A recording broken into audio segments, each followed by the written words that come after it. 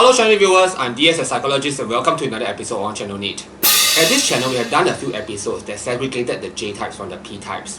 When we are talking about the P types at this channel, we're talking about the P types generically. To illustrate our point better, we have to first talk about a statistical principle known as the chi-square distribution. To make things simpler, let's consider the toss of a coin. If a coin is fair and we toss it 100 times, we would expect that the outcome would be around 50 heads and 50 tails. However, if we get 80 heads and 20 tails out of 100 throws, we might suspect that the coin is biased. A chi-square test is very useful in helping us see if any outcome has been overrepresented. So in our case of the coin, the heads have been overrepresented and we might suspect that the coin is biased. Now let's bring our focus back to the P types and the J types. For the MBTI types, the J types actually form 55% of the entire human population and the P types 45%, and this ratio has been fairly stable. Here at our channel, we're going to speculate that P type individuals tend to be smokers. So we're going to use graphpad.com to do this test. Assuming that we have 100 smokers and we profile them, and we found that 70% of them are P type individuals and 30% are J types. And when we key in the data and process them using a chi-square test, here, even based on a 70-30 split, we can see that by conventional criteria, the difference is considered to be extremely statistically significant. Even if we were just to flip the ratio to 55-45, meaning that in 100 people that we surveyed that are smokers, 55 of them are P types and 45% are actually typed to be J, this is already in itself statistically significant. What this means is that P-type individuals are overrepresented among smokers. So does that mean that there are no J-type smokers? No, it just means that there are more P-type smokers than usual or than expected.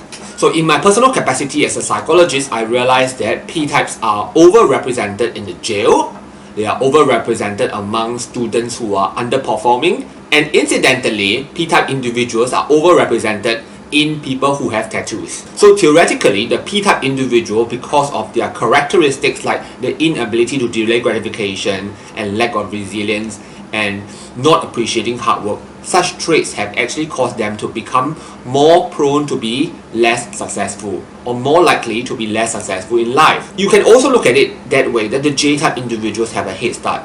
But having a head start does not mean that you can win the race. So in reality, many P-type individuals remain at the rung at the bottom, but some P-types also manage to be on top. Conversely, many J-type individuals do not end up on top, even though they have the qualities that allow them to be there. So in just our previous episode 490, we gave one reason why J-type individuals may not be making as much money as they should be, or may not be earning as much money as P-type individuals. In this episode, we're going to do one more extension. So I've observed many J-type individuals, including myself, and I found that many J-type people have one common trait, and this is really overrepresented in J-type individuals. When I go out, I feel so insecure if I do not have $100 in cash in my wallet. Similarly, many J-type individuals feel very compelled to top up their MRT card or their train card or their fare card so that they feel safe enough to travel around. But P-type individuals don't have this kind of a psychological burden. For many J-type individuals, enough is not enough. What's the implication of this? This kind of a mentality can be very pervasive, and it can also spread to your work mentality. When you feel that enough is not enough, sometimes it really inhibits you from doing what is necessary or what is actually something that can propel you forward. So take me for example. A lot of times I had wanted to do MBTI courses, but I just feel that I am not smart enough or I do not know it well enough for me to even deliver any. As a tarot reader, by practice I know that there are some people who are really very hard to read, so I really hesitate in telling people that I'm very accurate. So these are the times whereby I feel that I am not good enough. In psychology, this is known as the Imposter Syndrome. You feel as if you are imposting the guru or you are imposting somebody who is an expert when you are delivering your services or when you are doing your work.